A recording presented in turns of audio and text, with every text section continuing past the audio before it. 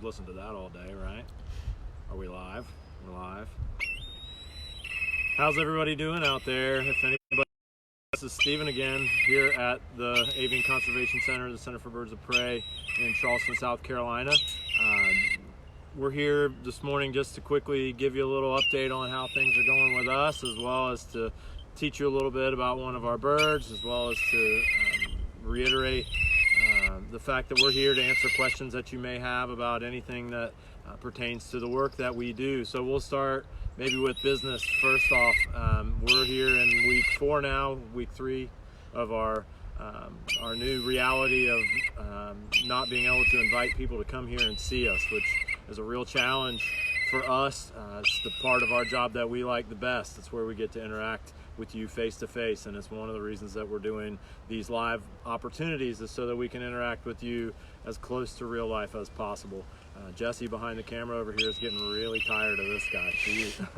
We're teams of educators working on a rotating basis here at the center to take care of birds like these that we typically use to help teach you out there in real time. But we're here taking care of the birds that we work with. They still need to be fed and cleaned up after and trained and cared for in every way, so that when we're finished with all this, we'll be ready to get back to the real work that we're doing.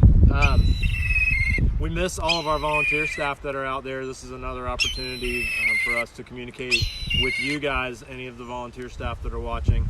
Hey, out there, we're still here doing and kicking, and Jesse's looking off behind me. There's an osprey, maybe. Is that who that is, cruising over the tree line?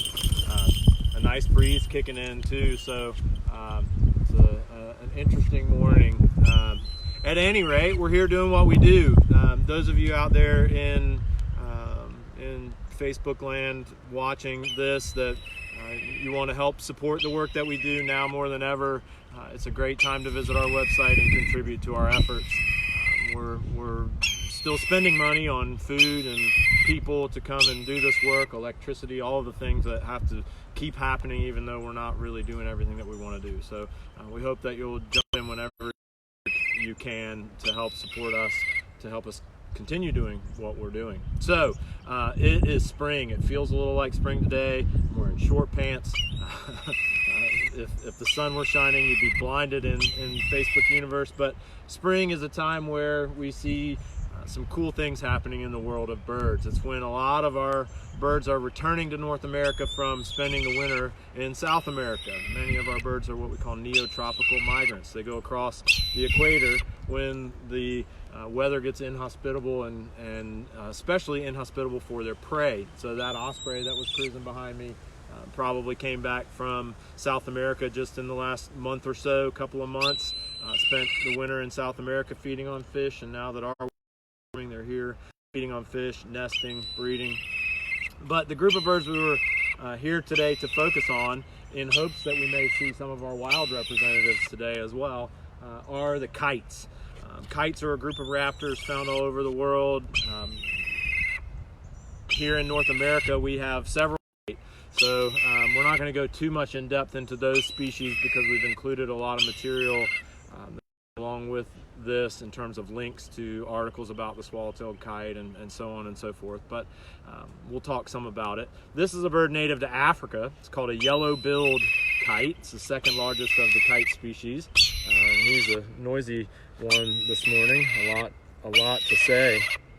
The name kite's kind of an interesting one. Comes from an Old English word that means to zip around in the sky, basically. And it was given to this group of birds, the kites, that are zipping around in the sky and doing some really spectacular things. And then over time, it was applied also to a toy that human beings and invented and started to use as a toy kite to fly at the beach. It's a healthy thing. Get out there and fly a kite. I was listening to Bing Crosby's song "Go Fly a Kite" just a few minutes ago to get me in the mood for kites. So it's a good, healthy thing to get out there in the sun and the breeze and the times of day when kite flying is appropriate. So the name kite, we think, kind of relates to that ability to just sort of hang there in the sky, maybe zip around after prey.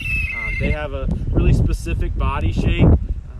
some things to point out, some features. They have very long tails for their body size. The kites are known for these exceptional rudders back there on the back. This yellow-billed kite has a very long triangular tail. It's forked in the middle a little bit. That's something that we expect to see as well. Gives them that best maneuverability. Our native swallow-tailed kite, they're named swallow-tailed because of that really distinct forking in their tail.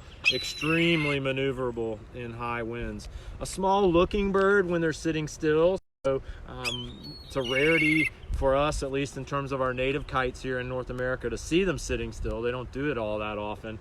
So you don't get to see this small package. Usually we see them in action where they look much larger because they have a very long wingspan, and we'll see that on this guy when he takes flight in a minute.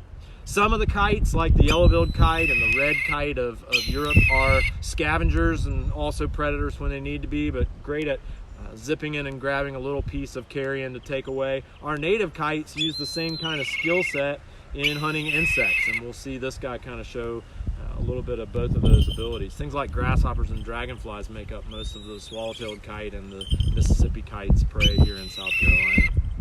I forgot to mention at the beginning that if you had questions about anything, if you wanted to chime in, I don't know how many people are watching. This is a hard format, but if you're out there and you're wondering, hey, what's the answer to my question?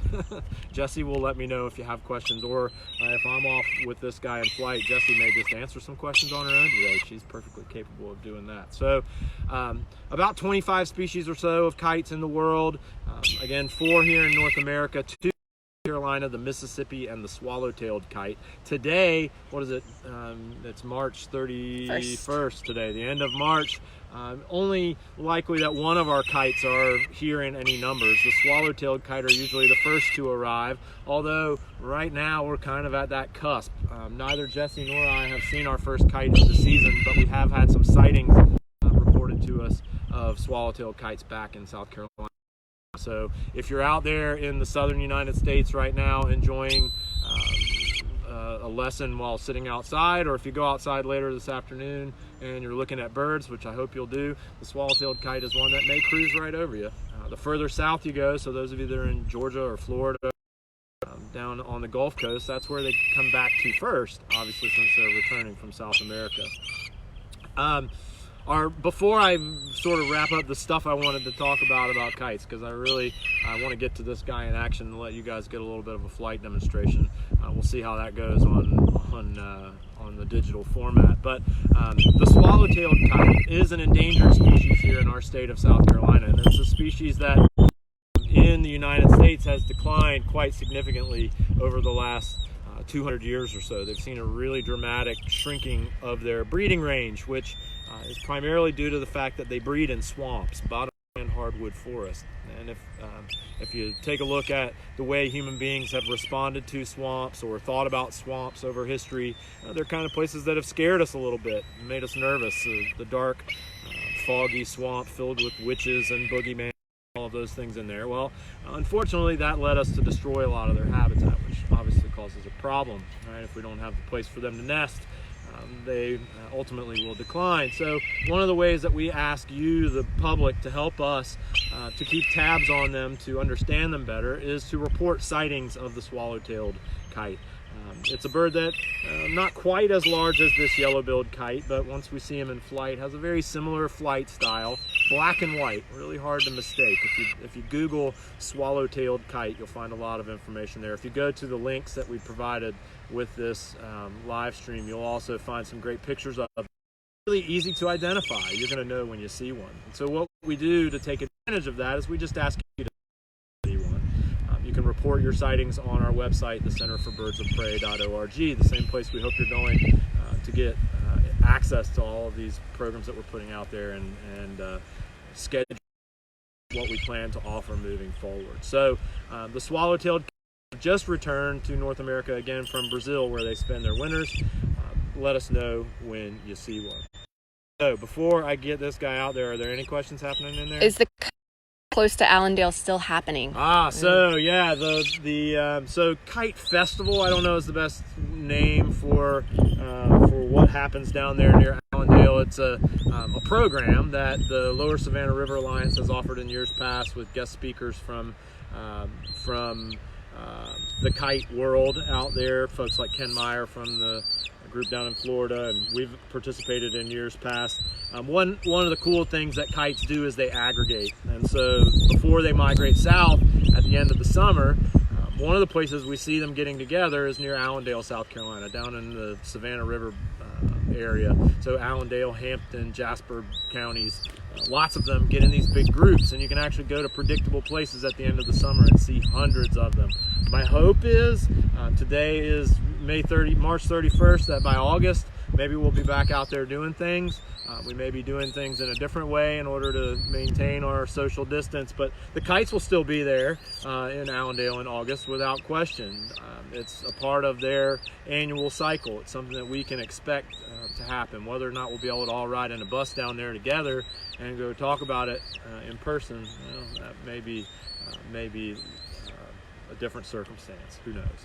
So what I'm going to do, this is one of our educational ambassadors that does flight demonstrations. I'm hoping that there's a mixture of folks watching this morning, some people that have seen this before and maybe can let us know how well Jessie does capturing the kite's amazing flight on her iPhone. And also maybe people out there that haven't seen these programs before and haven't seen these birds do the cool stuff that they do.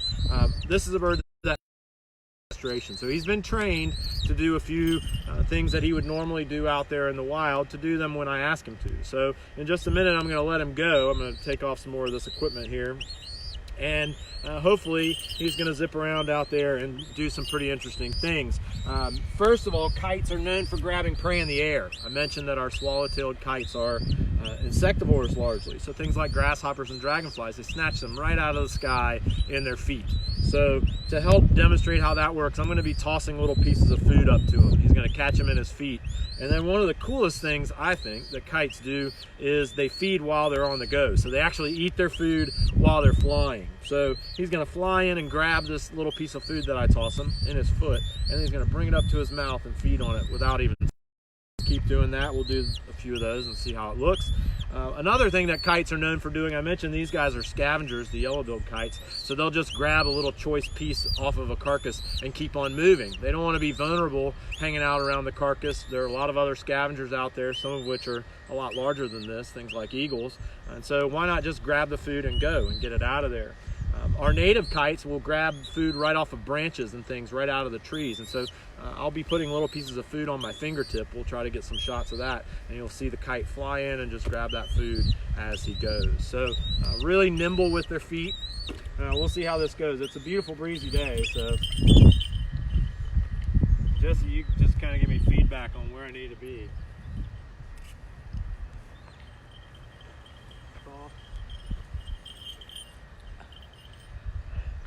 Let me back up a little bit. I'll back up some.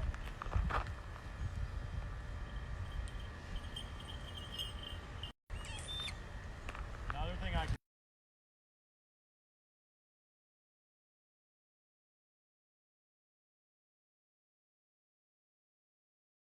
you though, so they can come straight towards you. You can really see that long triangular tail kind of joggling back and forth, how broad that wingspan is.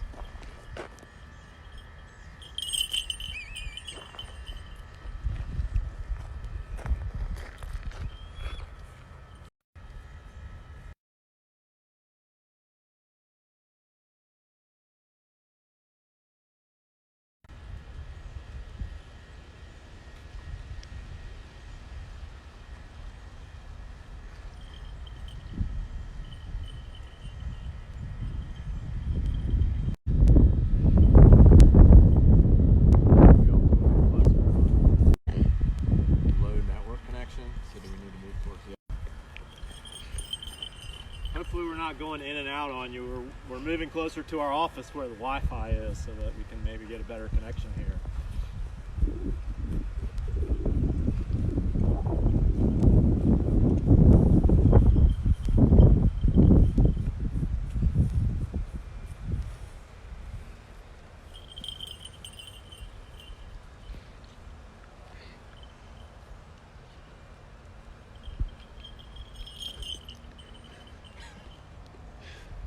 Folks could see the look on Jessie's face as the kite flies through. Oh, he missed a piece, so he had to stop. stop.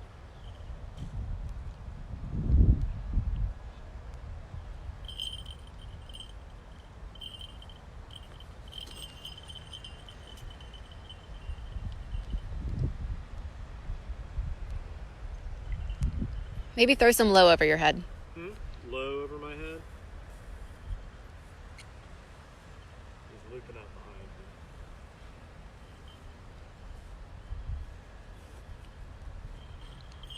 Is that too high?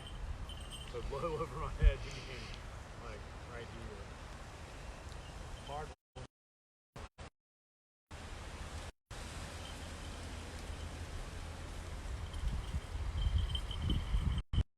Better? Too high still?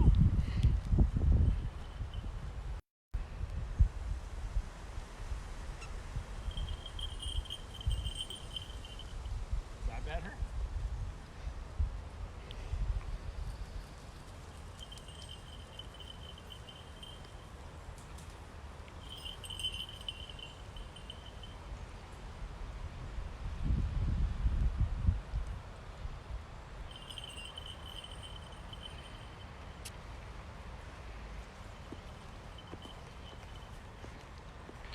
I can do it.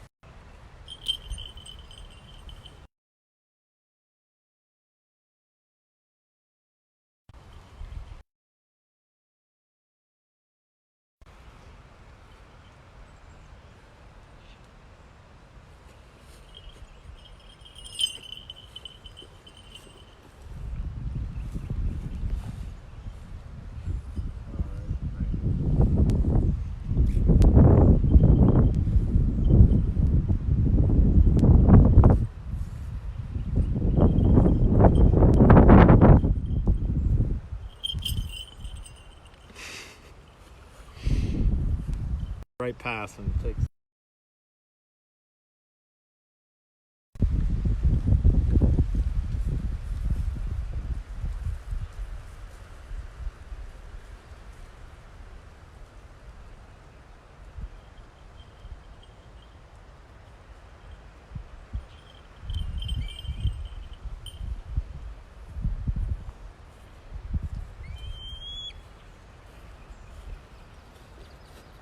All right, that was fun. Any other questions?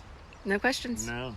Well, hopefully this was just a teaser to get you interested in kites, get you looking up in the sky. Again, this is when our native Mississippi kites and swallow-tailed kites are returning to North America, to the eastern part of the U.S. Check out those links, and you can see some satellite tracking of swallow-tailed kites. You can see some other information about some projects. Report it to us on the Center for Birds of Prey.org. Keep checking in with our social media and keep looking up for birds out there, and let us know what you want to talk about next. We're always open to your thoughts and suggestions, and we're hoping to make something that is interesting for you and rewarding for us to do. So thanks again for watching, and we'll see you next time.